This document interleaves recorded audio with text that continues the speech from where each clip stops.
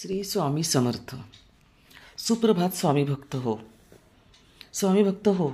स्वामी कशी कृपा करतात भक्तांवरती आणि ते कसे आपल्या भक्तांवर कशा रूपात प्रसन्न होतात हे कधीच कुणालाही आजपर्यंत कळलेलं नाही. आजचा माझा हा अनुभव आहे, हा मी स्वतः माझ्याच तोंडातून तुम्हाला कथन करणार आहे. कारण स्वामी भक्त हो, भक्तांची परीक्षा घेणं हे स्वामींचं काम आहे आणि कर्तव्यही आहे. परंतु त्या परीक्षेला कसं पास व्हायचं, कसं उतरायचं हे बुद्धी देणारे सुद्धा स्वामीच आहेत बरं का. खूपदा राग येतो आपल्याला की आपण एवढं सगळं करतो आणि स्वामी आपली एवढी परीक्षा घेतात.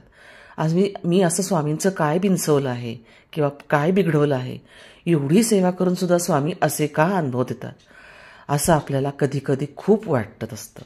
परंतु खरं सांगायचं ना तर स्वामी फक्त परीक्षा घेत असतात आणि बघत असतात की आपला भक्त ह्या परीक्षेला किती उतरतो आहे, कसा पास होतो आहे आणि किती शांतपणे उत्तर देतो आहे.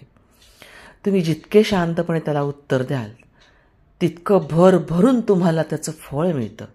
हे स्वामी सेवेतनं, स्वामी अनुभवातनं नेहमीच जाणवतं. मला तर त्यांचे प्रत्येकच वेळेला अनुभव इतके सुंदर सुंदर आलेले आहेत. माझे बरेच अनुभव मी व्हिडिओद्वारे या चॅनलवरती नेहमीच टाकत आलेली आहे आणि टाकलेलेही आहेत. तुम्ही ते जरूर वाचा. असाच एक आणखीन अनुभव अगदी आत्ताच नुकताच मला आलेला आहे. तो म्हणजे 4 वर्षापासून मी हे स्वामी चॅनल चालवत आहे, ब्रह्मांड नायक. 4 वर्षामध्ये माझं चॅनल एकदाही मॉनिटाईज होण्याचे मला कुठलेही चिन्ह दिसले नाहीत, परंतु मी कधी अपेक्षा केली नाही. आणि यावेळेस अचानक मला यूट्यूब स्टुडिओवरती अप्लाय नाऊ असा मला एक ब्लॉग दिसल्यामुळे मी त्याच्यावर अप्लाय केला ॲडसेन्ससाठी. पण मी फॉर्म भरला, पण मला असं उत्तर आलं यूट्यूबकडून की तुमचं चॅनल मॉनिटाईजसाठी अजून एनेबल नाही आहे. मला खूप वाईट वाटलं. इतकं वाईट वाटलं, माझ्या मनात आलं की जर माझं चॅनल मॉनिटाईज करायचं नव्हतंच तर मग स्वामींनी का बरं अप्लाय नाऊ असं मी तर काही मागितलेलं नसताना हा अप्लाय नाऊ असा ब्लॉग माझ्या ह्याच्यावर या YT स्टुडिओवरती का आला असा मला प्रश्न पडला. मनातल्या मनामध्ये खूप वाईट वाटलं. असं वाटलं की स्वामींनी काही द्यायचं नव्हतंच तर हे करायचंही नव्हतं. पण स्वामींनी असं करून मग असं का केलं. ते म्हणतात ना, एक गाणं आहे, बना के क्यों बिगाड़ा रे. तसंच माझ्या मनाची काही अवस्था झाली बरं का, की देऊन का बिघडवलं. आणि मनातल्या मनात मी फार दुःखी झाले आणि मी त्याचा नाद सोडून दिला की म्हटलं जाऊ देत, स्वामींची इच्छा. स्वामींना जर काही द्यायचं नसेलच तर मग आपण कोण त्यांच्याकडे काय मागणार, म्हणून मी त्या गोष्टीचा नाद सोडून दिला. हां, पण यूट्यूब चॅनलला खाली त्यांच्या टीमतर्फे आलं होतं की तुम्हाला जर आमचा काही हा निर्णय चुकीचा वाटत असेल, असं येतं की तुम्हाला जर काही आमचा निर्णय तुम्हाला चुकीचा वाटत असेल आमच्या टीमचा, तर तुम्ही जरूर आम्हाला अप्लाय करा अपीलसाठी, तुम्ही अपील करा, असं त्यांची एक नोट आपल्याला येते. ती नोट मी वाचलेली होती, पण मला माहीत नव्हतं की कसं अपील करायचं, काय करायचं. खरं सांगू ना तर मी आत्तापर्यंत माझ्या चॅनलला फक्त स्वामींची माहिती लोकांपर्यंत पोचवायची, भक्तांपर्यंत पोचवायची आणि सगळ्यांना शेअर करायची, हाच माझा काय तो हेतू होता. आणि तेवढाच एक हेतू मनात ठेवून मी हे करत होते. परंतु अचानक ह्याला हे वेगळं वळण मिळालं आणि माझ्या मनामध्ये खळबळ माजली की मग असं का झालं, मग तसं का झालं, मग असं स्वामींनी का केलं, मग नसतंच केलं तर बरं झालं असतं. असे अनेक प्रश्न माझ्या मनात उभे राहिले. खूप वाईट वाटलं. अपील कसं करायचं हेही माहीत नव्हतं. पण मग मी शेवटी सर्च केला आणि कळलं की अपील कसं करायचं. मग ते कसं करायचं म्हणून मी ते करायला तसा अपीलाचा व्हिडिओ पण तयार केला. पण तरी मला कुठेतरी असं मनात वाटत होतं की नाही, कुठंतरी चुकतंय काहीतरी. मी पुन्हा सर्च करत राहिले आणि हे कधी केलं माहिती आहे का, मी नादच सोडून दिला होता. 8-10 दिवस मी बघितलंच नाही. आणि 8-10 दिवसानंतर अचानक मला असं वाटलं की नाही, करून तर बघू, नाही मिळालं तर नाही मिळालं, असा विचार करून मी हा अपील व्हिडिओ तयार केला. परंतु तो मला काही बरोबर वाटला नाही. मग मी पुन्हा सर्च करून पुन्हा कसा करायचा व्हिडिओ ह्याबद्दल माहिती घेतली. आणि तरीसुद्धा मी स्वामींना मनातल्या मनात विनंती केली की स्वामी, तुम्हीच काहीतरी मार्ग दाखवा हो. मी ह्याच्यामध्ये फार अनभिज्ञ आहे, अडाणी आहे, मला नाही कळत ह्याच्यातलं काहीच. मला फक्त एवढंच कळतं की तुमचे व्हिडिओ आपण तुमच्या माहितीद्वारे व्हिडिओ प्रसारित करायचे आणि लोकांपर्यंत पोचवायचे, भक्तांपर्यंत पोचवायचे. अशी मी स्वामींना विनंती केली. जर तुम्हाला द्यायचं नव्हतं तर तुम्ही मला हे द्यायचं नव्हतं, पण तुम्हाला द्यायचं आहे आणि म्हणून तुम्ही मला हे सगळं दाखवलेलं आहे. तर मग आता हा मार्गही दाखवा की अपील कसं करायचं.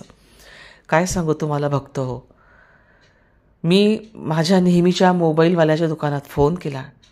त्याला सांगितलं की दादा, मला नाही कळते की असं असं काय, आणि मी काईन मास्टरवरनं माझे सगळे जे व्हिडिओ आहेत ते एडिट करत असते. तर ते काईन मास्टर कामच करत नव्हता.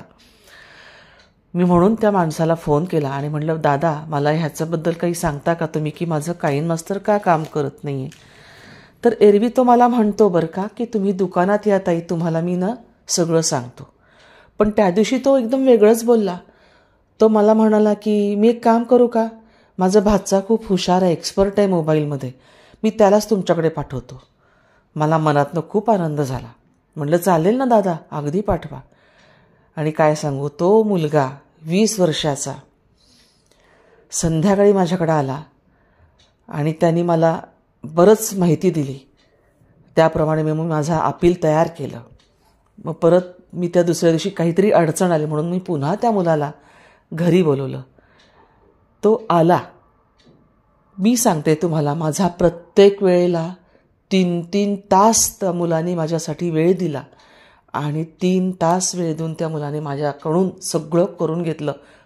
कोण होता तो मुलगा? माझी तरी भक्तीच आहे स्वामींवर.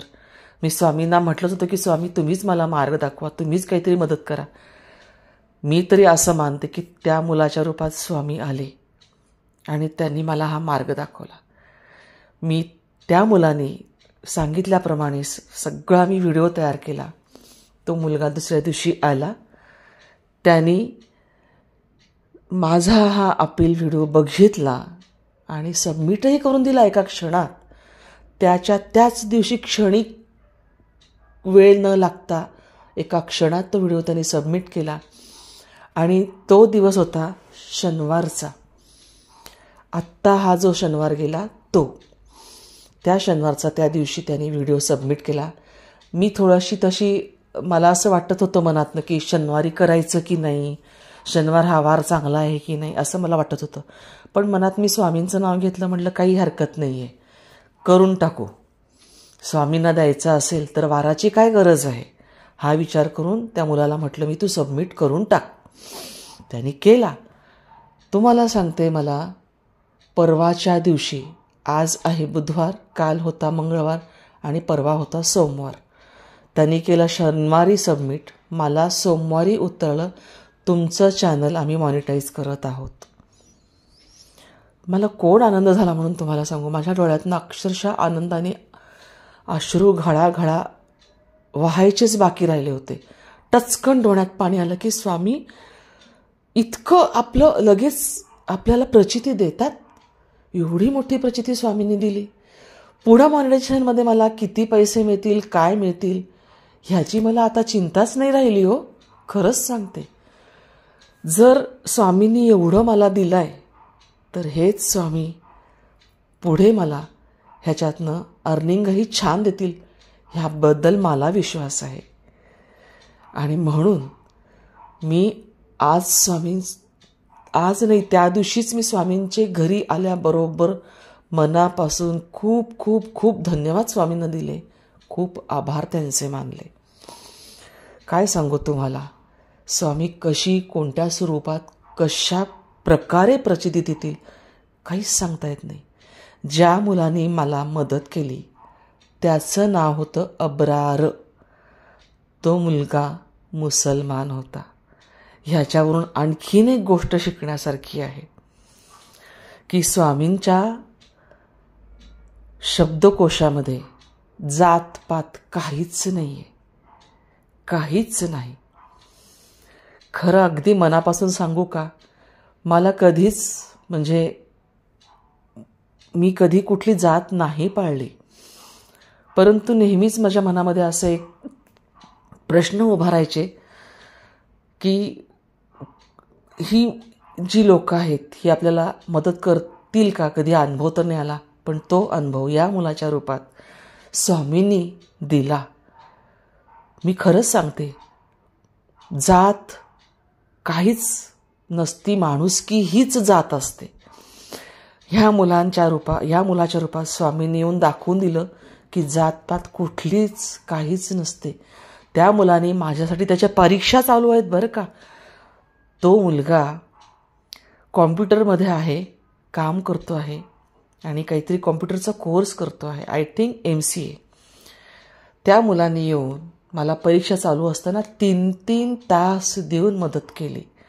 ही माझ्यासाठी खूप मोठी गोष्ट आहे. आणि जराही न कंटाळता, अहो मी कंटाळायची की किती वेळ हे करायचं बाबा, आपल्याला त्याच्यातनं काय मिळणार का नाही असं मला वाटायचं. पण तुम्हाला खरंच सांगते, त्या मुलांनी हू की चू न करता, एक शब्द ब्र न काढता, कंटाळा न करता मला हा सगळा मार्ग दाखवला आणि माझं सगळं काम करून दिलं. मी अडाणी या यूट्यूबमधल्या ह्या सगळ्या ह्याच्यात, पण यूट्यूब टीमचे सुद्धा मी खूप आभार मानते खरंच मनापासून. त्यांनी मला अगदी लिहिलं की तुमचा खूप छान पेशन्स, आम्ही तुम्हाला खूप त्रास दिला, तुमचं सगळं आम्ही पाहिलं आणि तुमचं सगळं तुम्ही मनापासून केलेलं आहे, जेन्युइनली केलेलं आहे, म्हणून आम्ही तुमचं चॅनल पुन्हा एकदा मॉनिटाईज करत आहोत असं त्यांनी मला माझ्या ईमेलमध्ये लिहिलं आणि मला खूप आनंद झाला. मी पुन्हा ह्या व्हिडिओमध्ये या ठिकाणी सुद्धा स्वामींचे शतशः आभारी आहे. स्वामी सदैव असेच माझ्या पाठीशी उभे राहा आणि मला मदत करा. बघतो तुम्हाला हा व्हिडिओ आवडला असेल तर नक्की लाईक करा, शेअर करा सगळ्यांसोबत हा अनुभव, आणि तुम्ही नवीन असाल तर नक्की सबस्क्राईब करा आणि शेजारच्या बेल आयकॉनवर क्लिक करा, म्हणजे तुम्हाला असेच नवीन नवीन अनुभवाचे व्हिडिओ मी नक्की पाठवेन. श्री स्वामी समर्थ.